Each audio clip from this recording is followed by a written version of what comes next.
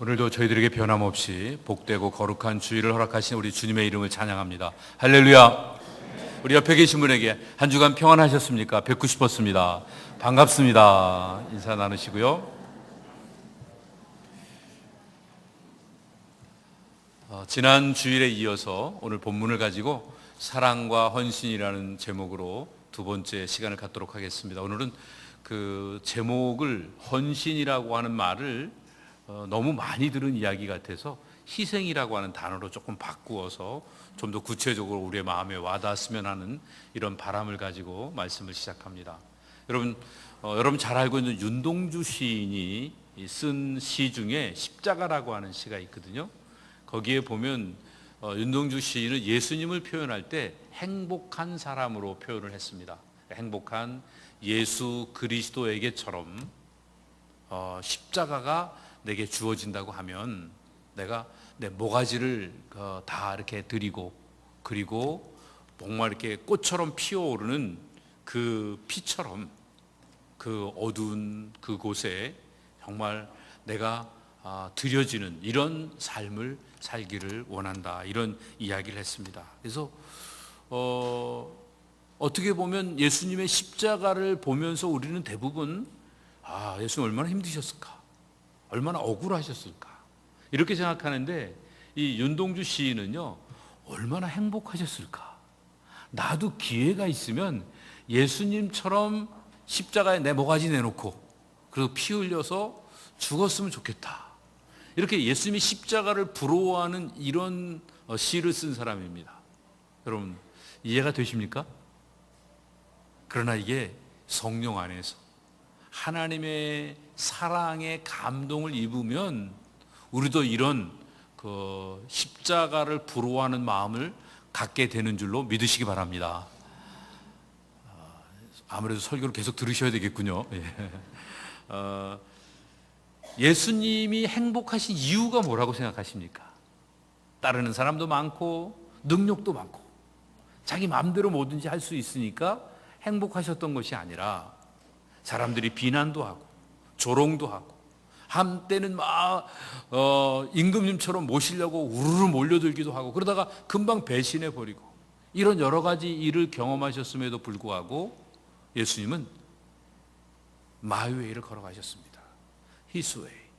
예수님의 그 길이 무슨 길이죠? 이 십자가의 길입니다. 예수님은 자기 길을, 자기에게 주어진 십자가의 길을 걸어가셨기 때문에 행복하게 사신 줄로 믿습니다. 그러면 우리도 행복하게 살려면 어떻게 하면 돼요? 십자가의 길을 걸어가면 되는데, 여러분 십자가의 길을 걸어간다 생각하면 손해부터 봐야 되고 희생부터 해야 되는데 행복이 과연 주어질까요?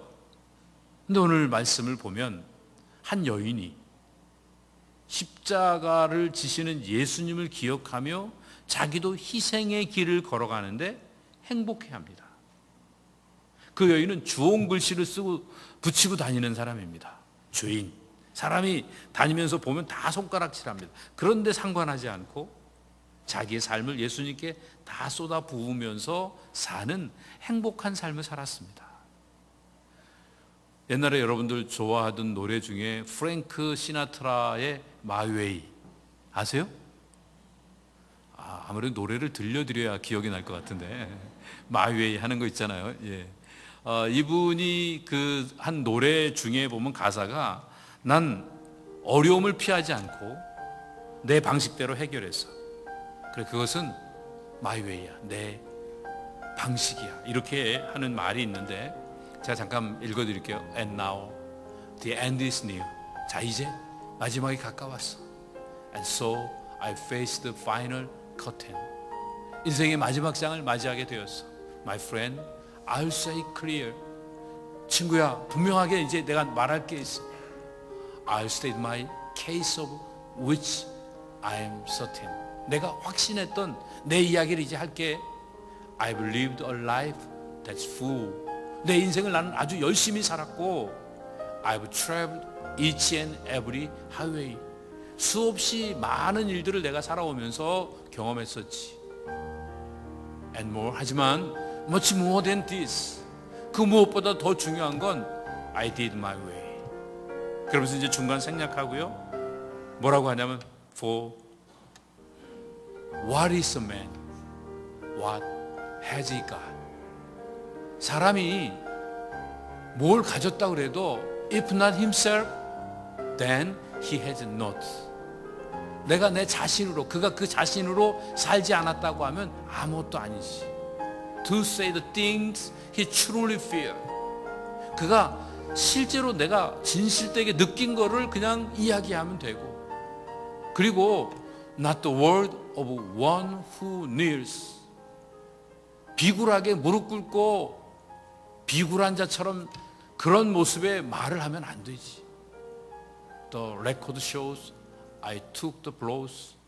지나온 날들이 보여주시 난 어려운 것들을 이렇게 날려보냈어. 다 견뎌냈어. 그리고 and did in my way. 난 내 방식대로 내 길을 걸어왔어. 여러분, 이 프랭크 시나트라가 한 노래를 사람들이 애창하면서 늘 그 마음속에 감동을 받던 이유는 한 가지입니다. 그가 자기의 인생을 돌아보면서 자기의 삶의 이야기를 한 겁니다. 그가 노래 부를 때의 모습을 제가 이번 주간에 여러 번 저 사람의 노래 부르는 모습을 봤는데요. 얼핏 들으면 노래는 그렇게 잘하는 것 같지 않아요. 그런데 노래 가사말이나 그 모습 속에 그 인생이 들어가 있어요. 자기 나름대로 자기 길을 걸어가려고 애를 쓴 이런 모습인 거예요. 그런데 대부분의 많은 사람들이 자기 길을 걸어가지 않습니다. 특별히 신앙을 갖고 있고 믿음이 좋다고 하고 거룩하다고 하고 사람들에게 존경을 받는다고 하는 사람들은 더 크게, 더 잘나게 보이기 위해서 뭔가를 애드하면서 인생을 살아갑니다. 근데 인생은 하나님이 그렇게 만드시지 않았습니다. 우리 인생은요, 더해가는 삶이 아니라 비워가는 삶, 나눠가는 삶을 통해서 풍성해질 수 있습니다. 이 생명은 나눔을 통해서 풍성해지지 점점 이렇게 더해가면 추해지고 결국은 썩어질 수밖에 없게 되는 겁니다. 우리가 추구하고 있는 영성이 뭐가 영성이에요? 믿음이 좋은 겁니까? 뭔가 그래서 내가 원하는 대로 다 이루는 것입니까? 아니요. 내가 원하지 않는 일들을 묵묵히 조용히 꿋꿋하게 걸어갈 수 있는 사람. 누군가가 내 모가지에 끈 묶어갖고 질질 끌고 다녀도 웃음을 잃지 않고 끝까지 그 길을 걸어갈 수 있는 사람. 이게 영성이 있는 사람의 모습입니다. 하나님께서 만들어 놓으신 세상에 있는 모든 생명들의 특징은요, 희생을 통해서 공존하게 되어 있어요. 내가 누군가에게 먹혀야 되고요, 내가 누군가를 무엇인가를 먹어야 되는 거예요. 이게 생존 세계의 원리인 거예요. 그렇잖아요, 여러분. 여러분 지금까지 사는데 뭘 먹었잖아요. 생명을 죽이면서 내가 먹었단 말이에요. 그러면 여기서 끝나면 생명은 풍성해지지 않아요. 내가 이제 먹혀야죠. 누군가에게, 여러분 자식에게, 우리 후손들에게, 연약한 자들에게, 예수님을 모르는 자들에게 우리가 먹혀야 된단 말이에요. 이거는 좀 넘어가도 될 것 같은데, 이 그림은요. 네. 저분이 잘생겨갖고 저분만 쳐다보는 것 같아요. 실제로 우리의 삶 속에 우리가 추구해야 될 것들을 놓치고 있는 것이 무엇인가? 좀 깊이 생각을 해봤으면 좋겠습니다. 우리의 생명의 존엄성은 희생을 통해서만 증명이 됩니다. 희생하지 않는 생명은 아름답지 않습니다. 그런데요, 내가 희생해야지 그렇다고 희생할 수 있어요? 이제 연륜이 조금 더해지면 희생하고 싶죠. 나도 뭔가 이제는 세상 사람들에게 뭐 나누면서 좋은 일도 하고 싶은 게 우리 마음인데 막상 내가 하려고 하면 안 되잖아요. 그 희생은 누가 할 수 있냐 하면 참 사랑이신 하나님의 형상이 우리에게 부어져서 그 사랑의 씨앗이 우리 마음에 심겨진 자만 할 수 있는 거예요. 우리의 마음에 하나님의 형상이 회복되지 않으면 그 일은 일어나지 않습니다. 그래서 우리가 해야 될 일은 뭐냐 하면 이 십자가의 길을 걸어가는 겁니다.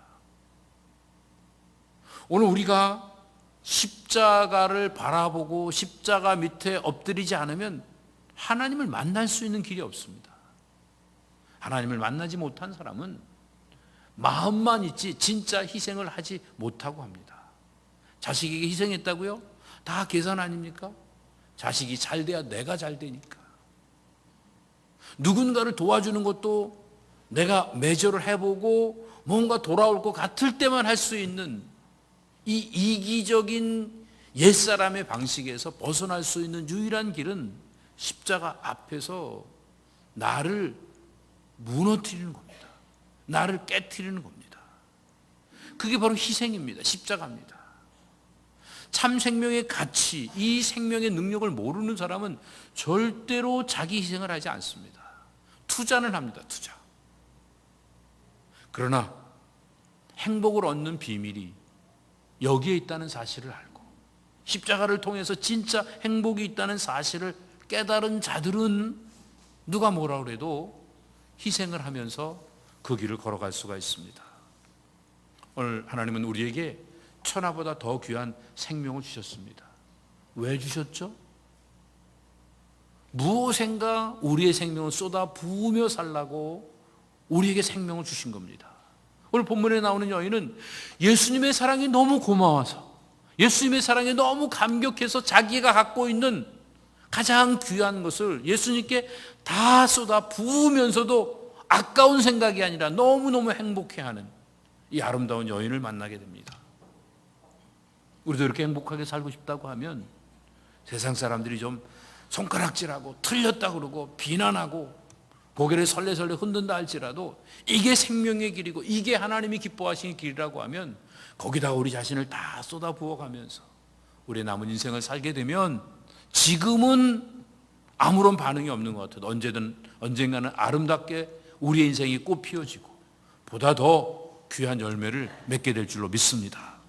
여러분, 어떻게 해서 한 여인이 자기에게 가장 귀한 것을 예수님을 위해서 다 쏟아붓는, 옥합을 깨고 예수님께 드리는 이 모습을 가지고 헌신할 수 있었을까?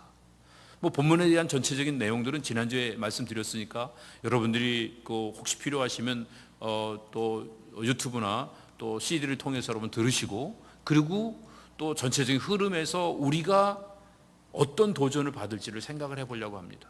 이 여인은요, 세 가지 차원에서 예수님에게 자기의 가장 귀한 것을 예수님께 쏟아 부었던 것 같습니다.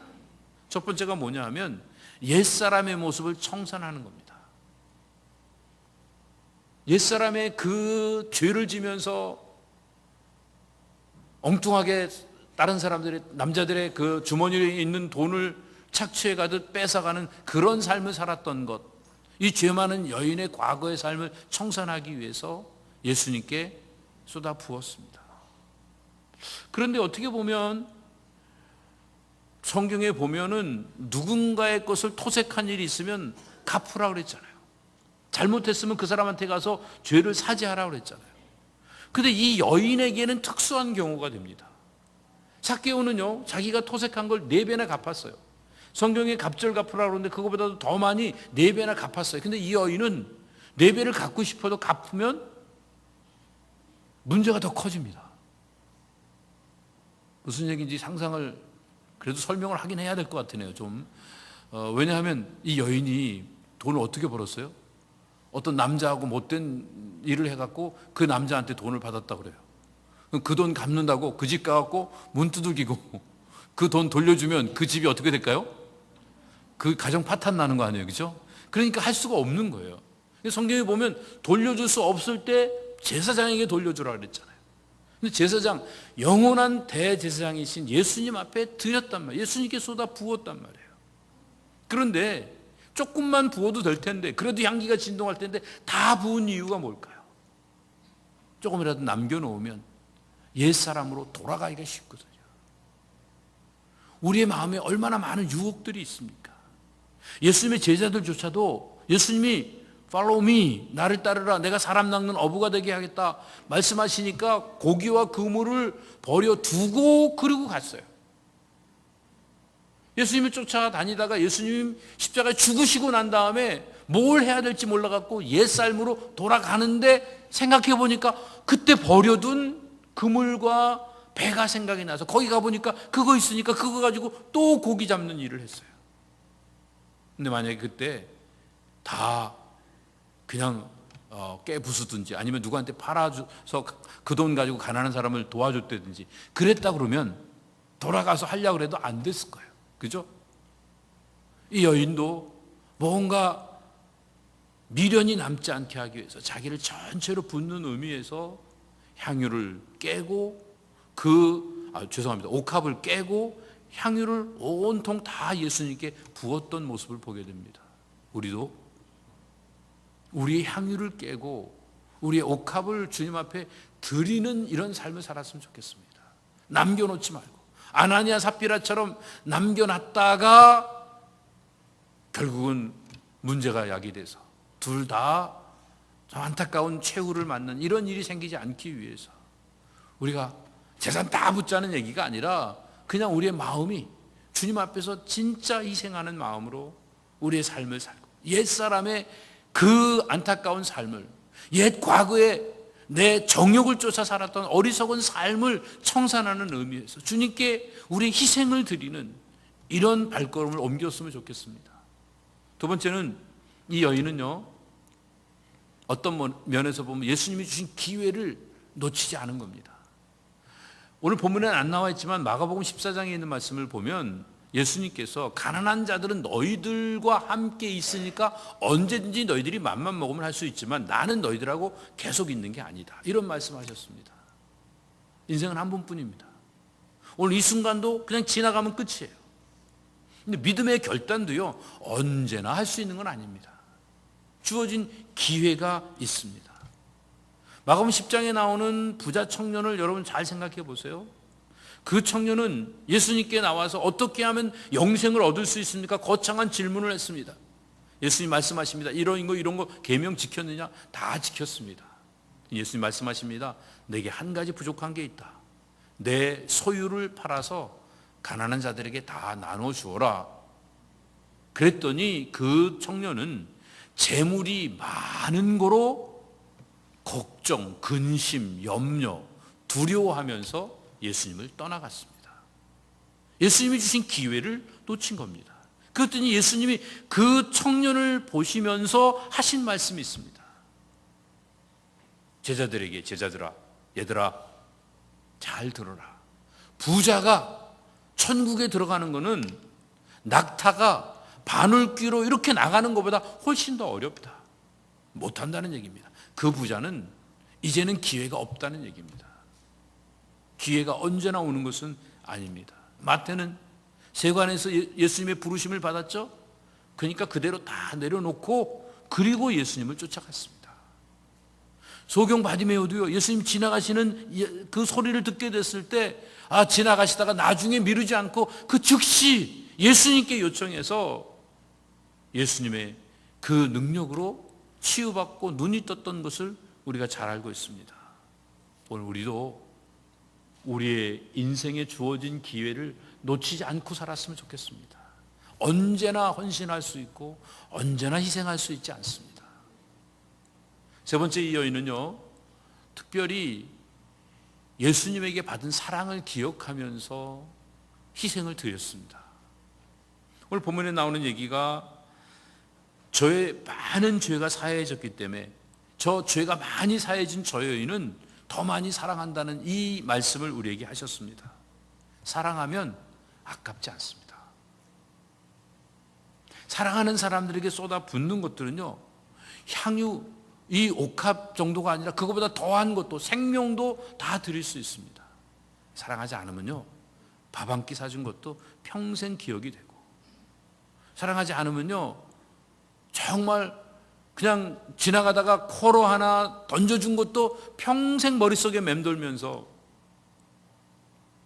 자랑거리가 되는 이런 안타까움이 나타나게 됩니다. 오늘 우리가 주님 앞에 예배를 드리고 있는데 정말 사랑하는 마음으로 주님께 예배를 드리고 있습니까? 주님을 사랑하면서 드리는 시간이 전혀 아깝지 않고 좀 더 하나님 앞에 정성껏 드리고 싶은 이 헌금, 오늘 홍 목사님이 헌금 기도하시면서 정말 간절한 열망을 가지고 하나님께 기도하셨죠. 그런 진실된 마음으로 하나님 앞에 예물을 드리고 있고 봉사를 하고 헌신을 하는데 마지못해서 눈치 보면서 사람들이 몰라준다고 마음이 속상해하면서 힘들어하면서 이렇게 하고 있다고 하면 이건 의미가 없지 않습니까? 물론 우리는 옆에서 수고하고 애쓰는 사람을 알아줘야 됩니다. 그러나 본인들은요, 주님을 사랑하기 때문에 내가 이거보다 더 해서 하나님 앞에 헌신할 수 있다고 하는 이 마음을 가지고 하는 일이 필요합니다. 왜 사랑의 마음이 안 생깁니까? 죄 사함에 대한 확신이 없고 천국에 대한 확신이 없는 거 혹시 아닌지 점검을 해봤으면 좋겠습니다. 지옥 가야 되는데 우리가 천국으로 옮겨졌잖아요. 지옥에서 천국 가는 티켓을 사는데 얼마가 들겠어요? 돈 갖고 되겠어요? 시간 들인다고 되겠어요? 그런데 그게 공짜로 얻어졌다고요. 그러면 우리의 생에 주어진 것 중에 시간, 물질 들이는 게 왜 이게 아깝겠습니까? 어차피 우리 빈손으로 왔다 빈손으로 가는 인생 아닙니까? 썩혀두면 그것 때문에 냄새나고 그것 때문에 벌레 생기는 겁니다. 정말 우리에게 주어진 것들을 아낌없이 주님 앞에 쏟아 부은 이런 삶을 살았으면 좋겠습니다. 옥합이 우리의 가슴 속에 남아있으면 뭘 해도 시험거리가 되어집니다. 뭘 해도 늘 걸리게 됩니다. 이런 일을 이렇게 하면 이게 설교도 걸리고 찬양도 걸리고 또 봉사하고 전도회 가도 걸리고 위원회 가도 걸리고 구역예배 가도 걸리고 자꾸 걸리고 왜 옥합을 몰래 가져놓고 이거를 주님께 드리지 않고 있기 때문에 나타나는 겁니다. 다시 한번 말씀드립니다. 십자가 앞에서 옥합을 깨는 일은 아무나 할 수 있는 게 아닙니다. 아무한테나 기회가 오지 않습니다. 아무 때나 기회가 오지 않습니다. 이건 정말 하나님이 주신 기회라고 생각하면 이거는 놀라운 복입니다. 누가 옥합을 깨서 향유를 쏟아 부을 수 있습니까? 머릿속에 기억이 사랑으로 꽉 차 있는 사람만 이 일을 할 수 있습니다. 마가복음 14장에 보면 한 여인이 행한 일을 보시면서 예수님이 아멘 아멘 진실로 진실로 말씀하시면서 뭐라고 하십니까? 이 여인이 행한 일을 복음이 전파되어지는 곳마다 다 기억하게 해라. 교회가 세워지고 하나님 나라가 세워지는 그곳에는 이 여인의 행한 일을 기억하게 하라는 겁니다. 이 여인이 무슨 일을 했습니까? 향유를 드리는 일, 누구나 할 수 있는 겁니다. 그런데 그냥 향유를 드린 게 아니라 예수님의 사랑을 기억하고 그리고 자기를 깨는, 자기의 희생을 드리는, 예수님의 사랑에 감동해서 자기를 희생하며 드리는 이 일은 하나님 나라가 확장되어지는 일에 꼭 필요한 일이라는 말씀을 주신 겁니다. 하나님 나라는요, 희생이 없이는 아무 일도 일어나지 않습니다. Nothing happen. 우리가 희생하지 않으면 하나님 나라는 아무리 하나님이 이렇게 모든 걸 주시려고 해도 우리에겐 아무것도 누려지지 않습니다. 우리가 하나님 나라를 누리는 비밀은 우리가 희생을 드리는 겁니다. 오늘 우리가 예배를 드리고 있어요. 이거 예배가 뭐가 예배예요? 묵도하고 축도하고 그러면 예배가 끝나고 다 된 겁니까? 아니요. 예배는요, 우리의 기억을 바꾸는 거예요. 세상에 살면서 상처받고 소외되었던 기억, 아픈 기억들을 예수님의 십자가 앞에 와서 다 내려놓고 예수님이 나를 위해서 십자가에 죽으시고 부활하신 그 은혜로 내 생각을 바꾸는 겁니다. 상처받은 기억이 아니라 사랑받은 기억으로 바꿔지는 그 시간이 예배 시간인 줄 믿으시기 바랍니다. 그런데 누구든지 다 그 기억 바꾸고 싶죠. 왜 상처받은 기억 가지고서 왜 고생하면서 껄껄거리고 살고 싶은 사람이 어디 있겠어요? 그런데 못 사는 이유는 한 가지입니다. 나를 희생하지 않으면 기억이 안 바뀝니다. 십자가 앞에서 자기를 깨면 십자가의 사랑이 그 내 상처받은 기억을 다 없애고 우리를 새롭게 하는 능력으로 나타났는데 아무것도 희생하지 않으면 이게 논리고 이성이고 경험이고 거기에 한계되니까 말로는 맨날 예수님의 십자가의 은혜로 구원받았다고 이렇게 얘기를 하는데 아무런 희생도 아무런 헌신도 하지 않고 조금만 손해보는 일이면 길길이 날뛰고 내가 왜 하면서 목소리를 높이는 어리석음을 반복하게 됩니다. 여러분, 희생이라고 하는 건 손해보는 일이 아니라 하나님 나라의 소통 방법입니다.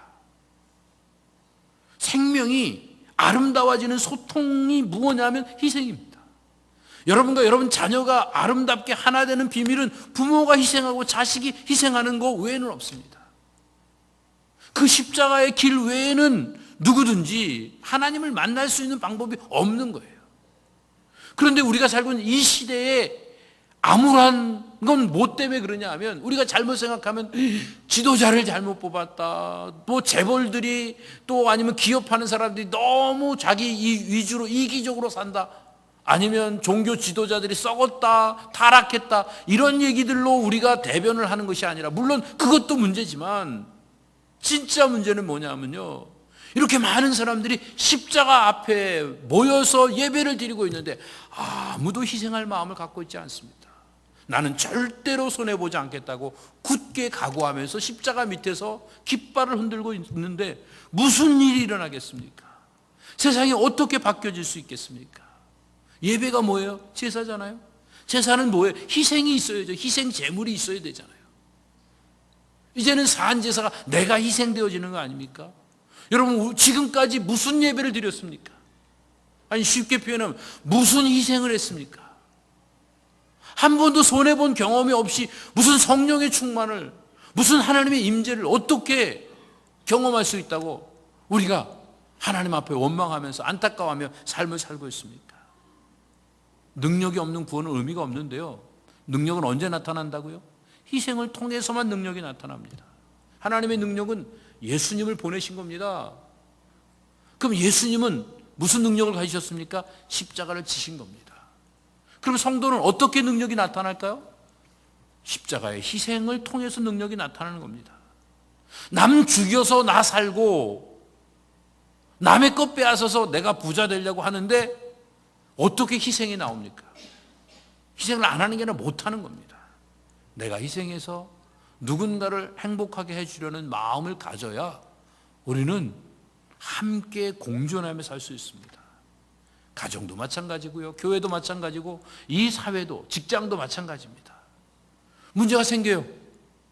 그럼 대부분은요, 그 문제를 일으킨 사람을 빨리 발본색원해냅니다. 누구 때문에 문제가 생겼는가?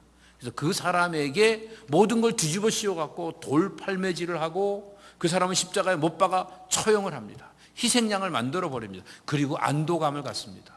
편안해합니다. 이건 공산당이 하는 일이에요. 이건 사탄이 하는 짓이에요.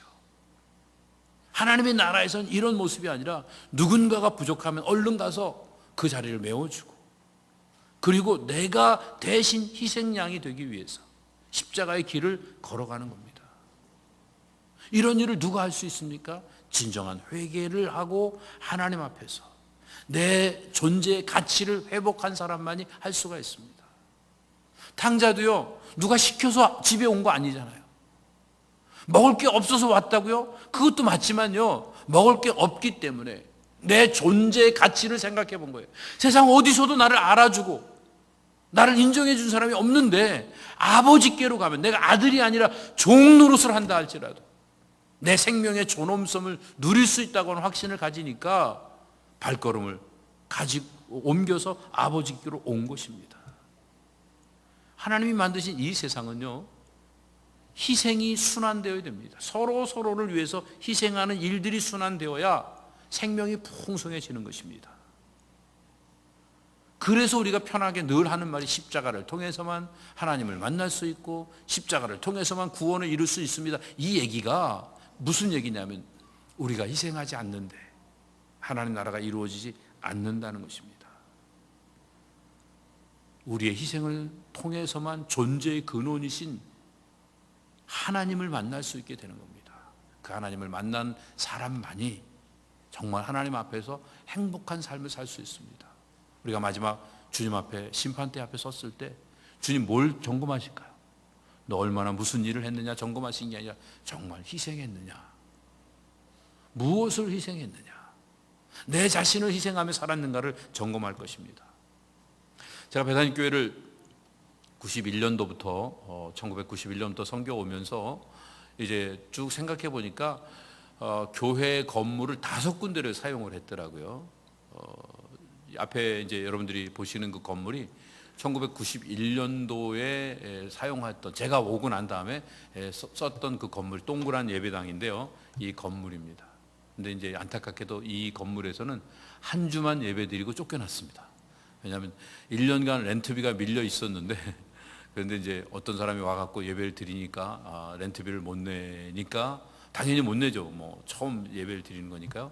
그러고서 이제 쫓겨나서 어느 장로님 댁에 지하실에 가서 예배를 드리게 되었습니다. 그러다가 이제 몇 달 이렇게 왔다 갔다 하다가 두 번째 그린벨트 로드에 있는 교회에 가서 또 예배를 드리게 됐습니다. 그때는 그 예배당 본당은 사용하지 못하고 지하실의 구석에 있는 방 하나를 사용을 하게 됐습니다. 그래서 그 방이 이제 너무 좁았기 때문에 그냥 아주 오손도손하게 예배를 드리는데, 그 자리에서 예배드리고 그 자리에서 친교하고 이제 그러는데, 이 커피팟을 가지고 가서 이제 그 물을 끓이고 하는데, 물을 친교실 올라가서 부엌에 열쇠를 잠궈놨기 때문에 화장실에 가서 물을 떠다가 그리고 이제 커피를 끓여 먹었습니다. 이렇게 얘기하니까 되게 불쌍한 것 같으죠? 그런데 가만히 생각해 보니까 화장실에 나오는 물이나 싱크대에 나오는 물이나 똑같은 물 아니에요? 하나도 뭐 이렇게 서럽게 생각할 이유가 없는데 괜히 스스로 불쌍하게 생각했던 그런 시간이었습니다. 근데 그때는요, 가끔씩 또 미국 교회에서 결혼식 한다고 저희들 보고 밖에 나가서 예배 드리라고 그러는 때가 있었어요. 그러면 막 얼굴이 푸르락 불그락하고 이게 이제 우리가 나중에 건물 사면 우리는 절대로 이제 사람들한테 그러지 않고, 그 사람들한테 돈도 하나도 안 받고 그냥 다 빌려주고, 동네 뭐 조그만 제3세계 교회들 다 오라 그래갖고 우리가 예배를 못 드려도 드리게 해줄 거다, 이런 결심을 했는데 지금까지 하고 있는지 모르겠어요. 그런데 제가 이제 돌아보니까 우리 일부러 오늘도 이렇게 야외에 나가잖아요. 일부러 야외 예배 가잖아요. 아니 그러면 그 하나님 앞에서 감사히 생각하면 되잖아요. 그죠? 이 1년에 한 번, 두 번 있는 일, 그냥 뭐 밖에 나가서 예배 드리면 되는데, 이거 예배 드릴 때 쫓겨나서 그린벨트 파괴 가서 예배 드린다, 되게 불쌍하게 스스로 생각했던 어리석었던 모습을 돌아보게 됩니다. 그러다가 저희 교회 집사님의 남편 되시는 분이 조지아 에비뉴에 있는 교회의 장로님이셨어요. 미국 교회인데, 그래서 그 교회를 빌려준다 그래서 그 교회를 들어가서 예배를 드리기 시작했습니다. 근데 그 교회는요, 우리가 월 렌트비로 500불 내겠다 그러면 300불만 내라 그러고, 700불 낸다 그러면 500불만 내라 그러고, 이게 점점 많아지니까, 그래서 우리가 그분은 조금 받으려고 우리는 많이 주려고 그러고, 아주 이상한 그 일들이 계속 있었습니다. 그런데 그렇게 좋은 관계였는데 애들이 너무 많아지고, 애들하고 또 그쪽 교회, 미국 교회 애들하고 우리 애들하고 막 트러블이 있고, 그러니까 결국은 거기서 이제 나오게 됐습니다. 근데 찾아도 몇 달을 갔다가 아침 새벽부터 나와서 저녁에 해질 때까지 계속 돌아다니고, 그래도 못 찾았는데 결국은 세븐락스에 있는 교회를 하나 찾았는데요, 세인 제임스 에피스코팔 처치입니다. 이 성공의 교회를 가게 되었습니다. 근데 그 교회는 다 좋은데 한 가지가 흠이에요. 렌트비가 너무 비싸요. 렌트비가 한 3,000불 정도, 거의 2,800불 이렇게 내는 거였습니다. 우리 교회 형편상 이렇게 좀 과했는데, 근데 그 렌트비가 문제가 아니고요, 월요일날만 되면 전화가 옵니다. 책상이 부러졌어요. 그 밑에 유치원을 하는데 그냥 다 하나하나 그 망가진 것보다 리스트해서 물어주는데, 어느 때는요, 따져보니까 렌트비보다 더 많이 물어줄 때도 있었어요. 근데 한 번은 또 무슨 일이 있었냐면, 거기에 그 몬테소리 교육하면서 몇십 명 아이들이 다 개인 캐비넷을 갖고 있는데, 거기에 다 락하는 열쇠들이 넘버로 락하는 거예요. 근데 애들이 그 넘버를 갖다 다 체인지해 놨어요. 그러니까 거기서 못 써요. 그래서 그걸 다 뜯어갖고 새로 붙여줘야 되니까 돈이 얼마나 많이 들어가겠어요, 그게. 그렇게 돈이 많이 들어가서 참 너무 안타깝다 그러고 있었는데, 저희가 이제 2000년도 4월 달이죠. 2000년도 4월 달에 여기에 처음으로 예배를 드리고 와서 모게지를 내는데, 모게지가 5천 얼마예요. 쉬울까요? 어려울까요? 하나도 어렵지가 않아요. 왜냐하면 렌트비 3,000불 냈죠. 또 물어주는 값 몇천 불 이렇게 내다 보니까 그냥 와서 또 얼마나 은혜로 잘 지내는지. 그래서 이 본당 얼마 전에 이렇게 폐업하고, 본당은 좀 한참 됐네요. 그리고 제1교육관을 사서 있다가 1교육관, 저 차일타임으로 쓰고 있는 그 제1교육관도 이제 페이오프하고, 그다음에 제2교육관, 가재 건물로 쓰던 그 건물, 길 건너편에 있는 그 건물을 지금 이제 모게지 페이하면서 저희들이 이렇게 지내고 있습니다. 그런데 얼마 전에 모 기관에서 연락이 왔어요. 우리 제1교육관에 있는 그 땅이 약 한 3,700평 정도 되는데 거기다가 시니어 아파트를 짓재요. 우리 교회하고 이렇게 해서 시니어 아파트, 또 그 외에도 또 너싱홈 같은 거, 이런 것들도 이제 다 계획해서 할 수 있겠죠. 그래서 그런 거를 짓기 위해서 같이 만나서 이야기하자 그래서 장로님들 가서 같이 대화를 하시고, 그리고 당회에서 지금 의논 중에 있습니다. 의논이 잘 되면 그러면 이제 재직회와 함께 같이 의논을 하고, 또 온 성도들하고 함께해서 여기에 만약에 시니어 아파트가 생기면 그러면 이제 걸어서 교회에 올 수 있는 거죠. 아침에 이제 바로 한 30분 전에 일어나서 교회 와도 아무 문제가 없고, 자식들이 안 데리러 와도 그래도 그냥 내가 이렇게 끄는 거 이렇게 끌고 이렇게 오실 수 있고, 아니면 그냥 예배 끝나고 난 다음에 또 거기로 가서 예배 드릴 수 있고, 그럴 수도 있는 거예요. 이제 이렇게 이제 진행이 됐는데, 이렇게 쭉 진행되어 오는 과정 속에서 제가 빼놓지 않고 늘 강조하던 게 하나 있었습니다. 이게 뭐냐 하면 사명감을 가지고 살아갑시다. 우리에게 주어져 있는 사명을 가지고 사명자로 신앙생활을 했으면 좋겠다. 그래서 선교, 구제, 장학, 건축, 이 4개의 비전을 가지고 4개 위원회를 만들었습니다. 이 4개 위원회는 재직회에서 의논한 것들을 시행하는 데가 아니라 여러분들이 각자가 모여서 각자가 사명 따라 일하는 곳입니다. 선교의 그 비전들은 모두가 다 그리스도인이면 다 선교를 해야 됩니다. 그렇지만 그 중에 특별히 선교하고 전도하는 일에 다 열심을 내고 하나님 나라를 확장해야 되지만, 해외 언어와 문화가 다른 사람들에 대한 관심이 있고 그들을 위해서 기도하고 서포트하는 일에 더 마음의 열정이 쏟아 부어지는 자들, 그런가 하면 언젠가는 하나님이 나한테도 기회를 주시면 성령의 인도하심 따라 나도 선교지에 가든지 직접 간접적으로 그 역할을 하고 싶은 그 마음을 가지고 성령의 감동하심을 기다리고 있는 자들이 모여서 하는 일들이 바로 이 선교위원회예요. 이 선교의 사명을 감당하는 겁니다. 구제도 마찬가지예요. 우리 모두 다 구제를 다 해야 돼요. 구제의 정신은 사랑, 희생, 그리고 헌신이에요. 그런데 이 일들을 할 때 은밀하게 또 즉시 아낌없이 이 일을 해야 됩니다. 그런데 이 구제하는 일을 우리 모두가 다 해야 되지만, 특별히 소외되어 있는 개인이나 단체에게 그 일을 하는 일들을 위해서 나 혼자 힘이 아니라 사람들의 힘을 모아서 그 사람들에게 뭔가 사랑을 전해주는 역할을 하고 싶다. 그래서 이 사명을 위해 자기를 들여가는 자들이 감당해야 되는 그 일들, 이 구제의 사명을 위해서 모인 사람들이 구제위원회에 모여 있는 겁니다.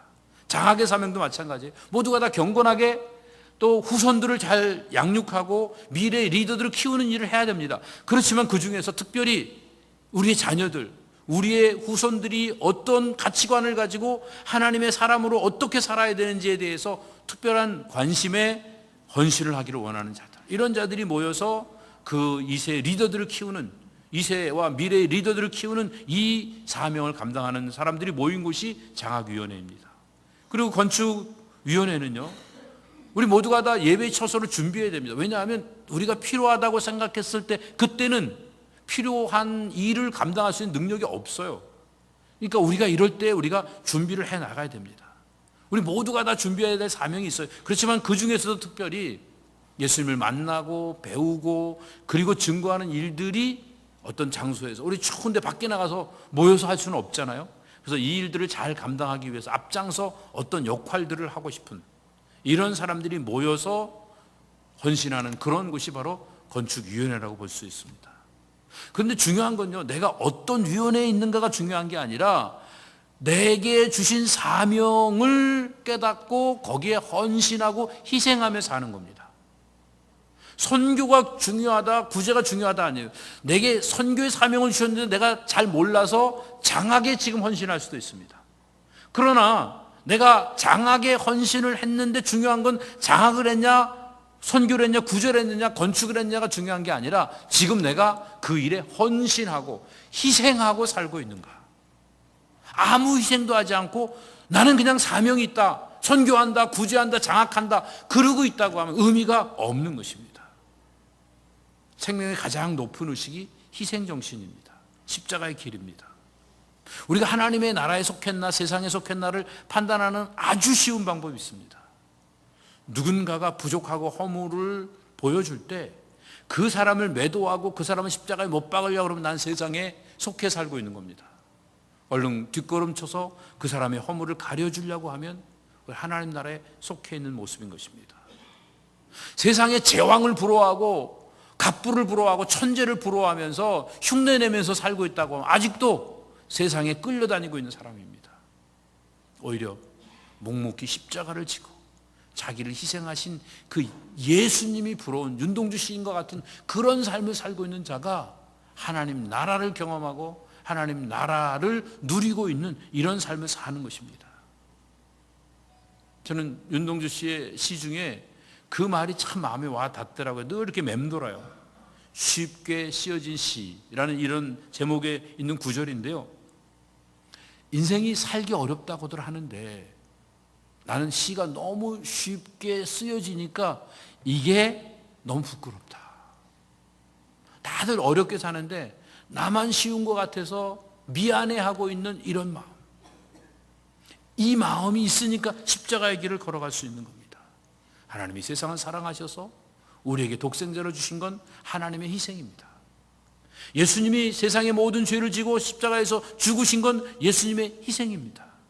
그러면 하나님이 우리에게 건축의 사명, 장학의 사명, 구제의 사명, 선교의 사명을 주셨는데 그 사명을 위해서 뭔가 자신을 드리며 살아가는 것이 이것이 우리가 해야 될 우리의 몫인 희생인 것입니다. 주님 말씀하십니다. 내 너를 위하여 몸버려 피 흘려 전부를 다 내어 주었건만 넌 날 위해 무엇을 주느냐, 뭘 하느냐.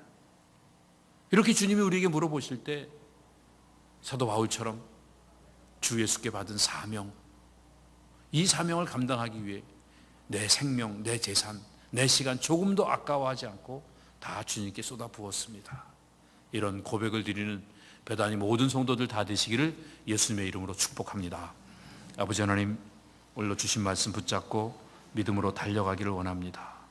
성령이 우리의 마음을 감동하셔서 그냥 머릿속으로 생각하고 결심하고 끝나는 사람 하나도 없도록 하시고 실제적으로 주님이 걸어가신 십자가의 길을 걸어가며 희생할 수 있게 하시고 자기를 키우는 것이 아니라 자기를 낮추고 나누는 일들에 더 적극적으로 나설 수 있는 배단위 모든 성도들 다 되어서 건축의 사명, 장학의 사명, 구제의 사명, 선교의 사명을 끝까지 잘 감당하여 하나님 나라를 아름답게 확장시키는 우리 모두가 다 되도록 은혜를 베풀어 주시옵소서.